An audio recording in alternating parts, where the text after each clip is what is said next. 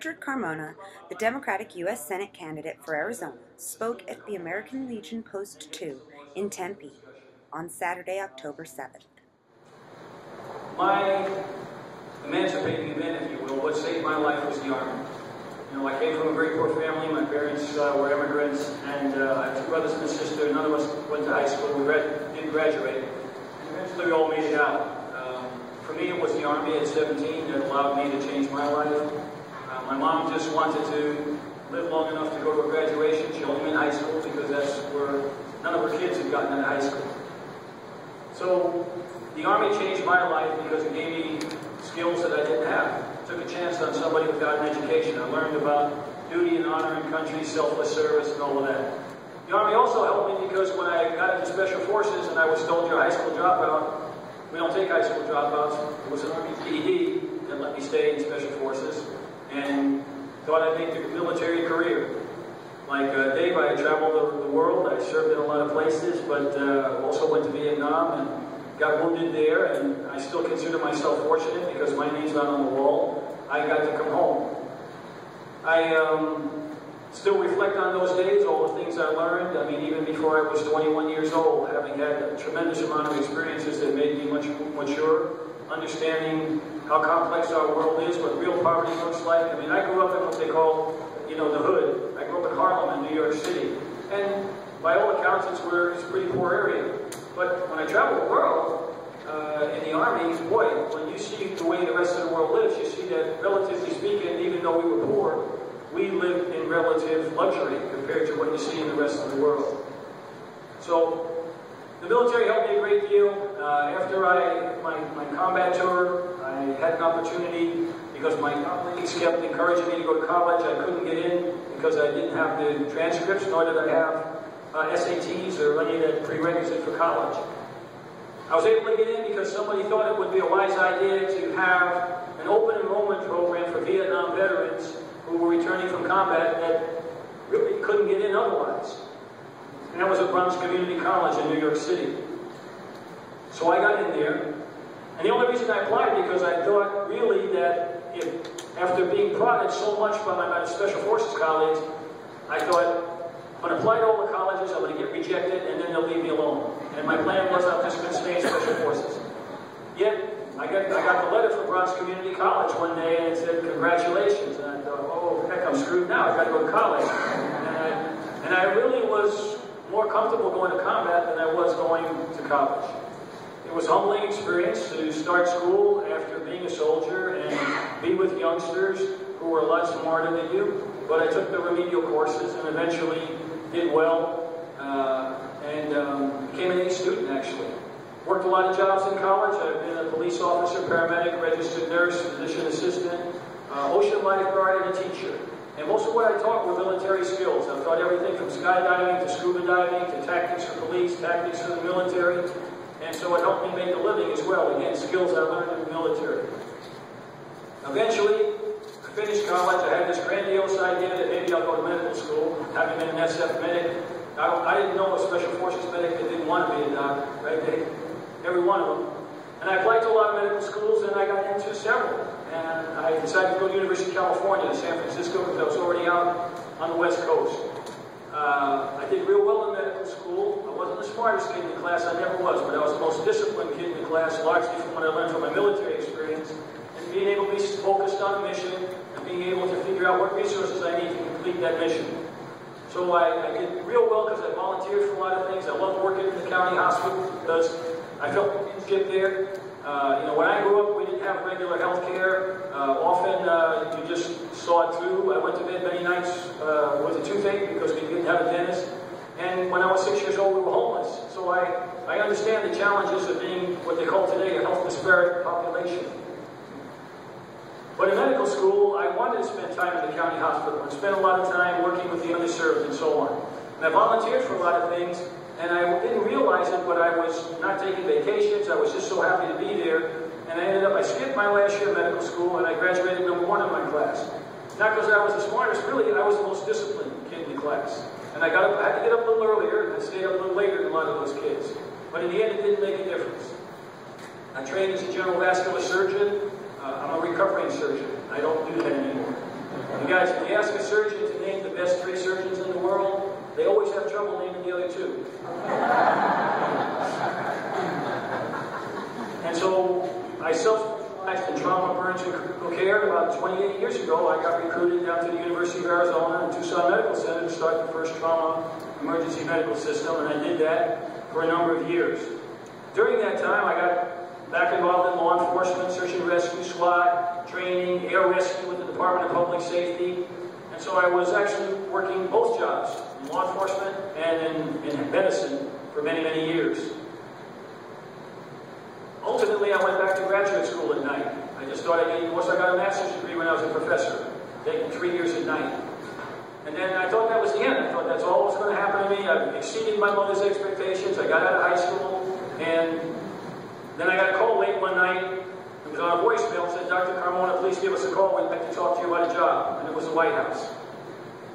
And I thought for sure it was the cops and the firemen that I worked with that were screwing with me. There was no reason for me to be called from the White House. I wasn't politically active, been an ardent independent my whole life. So I called the next day. The young man talked to me. He said, "Well, we need to know, would you be willing to go back on active duty?" And I said, "Maybe." And he said, I said, "What is it?" He said, "Well, the President will be recruiting this week for a new United States Surgeon General. Your name came up and would like to know, do you want to be considered?" So I laughed. I hold the phone again, and I'm laughing. And I'm thinking, clearly it means there's another Rich Carmona in the country. So, but being a smart street kid, I said, "I'll go for it. In a couple of weeks, they'll figure out they got the wrong guy. They'll send me home. I'm gainfully employed." So I went through the process. I mean, there was really no reason for me to be considered for this position. I went through several interviews, starting with the GS5s and 7s and 9s, and then after several months, I'm in talking to secretaries and ultimately to the White House. And after a few months, I was the last guy standing, and I was nominated to be the 17th Surgeon General of the United States. And extraordinary experience. You think it's over, and no, it's not. Now you have to go to Senate confirmation. Because the President only asks Congress for permission to bring you in. Congress can let you die on the list, or Congress can give you a hearing and then you wish you didn't have the hearing because of embarrassment, or it turns out like for me, after weeks and months of interviews with dozens of senators, they extended that privilege to me. And my confirmation hearing took a little over 2 hours. It was tough. They didn't cut me any slack. But in the end, I became the first Surgeon General to be confirmed unanimously by the U.S. Senate. Then you take the job. It was funny because after I got the job, often reporters, we have press conferences on everything from obesity to terrorism, weapons of mass destruction, and the reporters would ask you questions. You know, they're always looking for the YouTube moment. They want to do the gotcha. And the reporters would always say, "Well, Sir General Carmona, how did you get the job? Did you know somebody?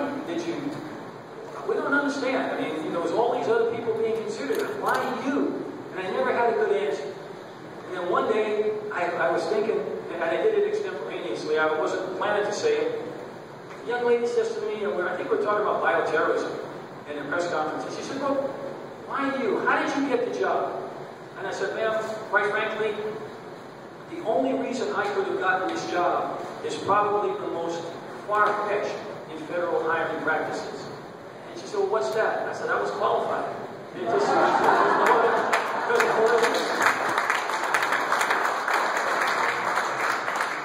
and I got a call a little later from the White House. They didn't think it was that funny. So, but it worked out okay. So, it's a tough job. Protect, promote, and advance the health, safety, and security of the United States for 4 years. We're in 2 wars. We're dealing with anthrax, monkeypox, smallpox, emerging infections, weapons of mass destruction, terrorism. So there's always plenty to do. You're never looking for anything to do. There's a lot to do. But it's a very tough job because although it's about protecting, promoting, and advancing the health, safety, and security of the United States, when you try and have substantive discussions about science and the political environment, it's so difficult to do. Think about stem cells. Think about abortion. Think about Plan B. Think about terrorism, weapons of mass destruction. All of the discussions become partisan and polarized, and people lose their ability to think clearly, analytically, based based on the science. And it is a very difficult job, and the Surgeon General's job, quite frankly, by most people's accounts, is probably the most visible, credible position in the federal government. Just think about it. No Surgeon General's ever been indicted. No Surgeon General's ever gotten in trouble. They all understand the importance of the job, that you rise above the political fray, and you address the issues of the people, independent of a party. So, like the advice I got from Surgeon General Koop, who was one of my predecessors, and Surgeon General Satcher, I'm number 17, and at the time I think there were 5 of us still above ground in the history of the country. And every one of us realizes that once you're in office, your job is not to be the doctor of the Republican Party or the Democratic Party. The job is more important. It's to be the doctor of the people and address the people's needs. And it's really a magnificent position because you understand it probably is the only nonpartisan position there. You don't have to take sides. You should make decisions based on the science. You should make decisions on what's best for people. And I love the job because of that, but also it's what gets all Surgeon Generals in trouble. Because each side of the aisle tries to pull you left and right because you're such an authority and have such authenticity in your particular job. Well, I lasted my 4 years, the statutory term for the Surgeon General. I came home, resumed my life, and I thought that was it. You know, I've been there, done that, got the t-shirt. But after a few years, lots of conversations with many of my friends and colleagues, the cops, the firemen, even some of the politicians locally, like many of you, think about it. You go out to dinner with your friends, you go to a party, you do these things. How many times in all of those discussions, as varied as they may start out, do you all end up talking about how bad politics is, and how did we get into this mess, and who's representing us? You hear it over and over and over again. And it was friends of mine who first approached and said, well, you know, Rich, you've been to Washington already, you should run. I said, I am running. I'm running as far away from Washington as I can. I don't want to go back. But as I thought about it more and more, I recognized that, you know, maybe I should reconsider that I do have some insight and I do have some knowledge. And so what I did was ask lots of questions. I talked to people on both sides of the aisle that are good friends of mine, friendships I made as Surgeon General. I spoke to just regular people that I knew, spoke to my family, and I thought the last few things was, if my mom was still alive, or my abuelita, my grandmother was still alive, what would they tell me to do? And there was no doubt in my mind that they'd say, you got to step up and serve. Look at how much you received. You know, in one generation, you went from a homeless high school dropout to Surgeon General of the United States. You better get your butt out there and do something. So, I thought I'm going to do it. I threw my hat in the ring, and that was about 10 months ago, 11 months ago. When I did, initially, what happened was people said, oh, you're a great guy, you served your country, you've been in the military, you've been a cop. But this is politics, man. This is politics, and it's really unlikely in Arizona that you could win. But I did my due diligence, I did my battle plan, if you will. I studied the situation, I went out, I asked questions, I looked to see who my most likely competitor would be, and I was told it would probably be Congressman Flake. So I started asking questions. Tell me about this man. What does he do? What doesn't he do? I spoke to business people, I spoke to bankers, I spoke to just general public. And the theme I kept getting was, well, yeah, we know he is, but... And then there was the but. He really hadn't done much. The bankers told me specifically, he's against everything but for nothing. And I kept hearing this theme, and I started to realize, you know, there is a scene there. The people are speaking and saying they're looking for different leadership. So with that, I felt confident enough to accept the risk of going forward and running for a public office on a national level like this, because there really seemed to be a scene there. And so when the 10, 11 months that we've gone through, from my military colleagues here, my team, they were all aggressive. They were like, let's get out there, let's show them, we're going to get on TV, we're going to put signs out today. I said, no. I said, this is a covert operation. We're going to do this like we do in Special Forces. Okay? I said, what we really want to do here is stay below the radar as long as we can. And quietly, through PSYOPs, psychological operations, okay, infiltration. I said, just go into all these communities quietly and start taking away what he thinks is his.